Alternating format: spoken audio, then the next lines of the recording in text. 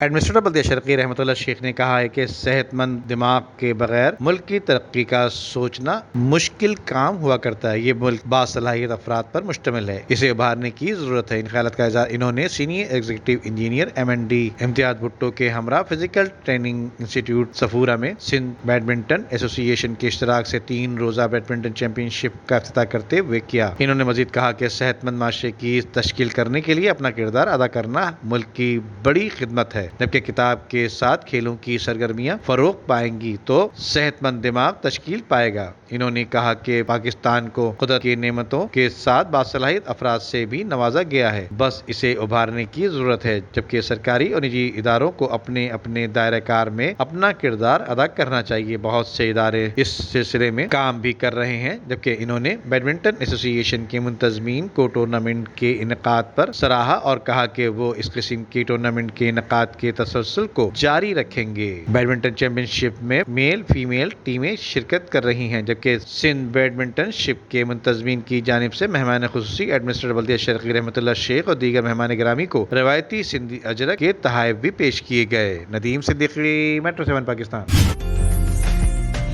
عمدہ میں پکائیں اور جی بھر کے کھائیں۔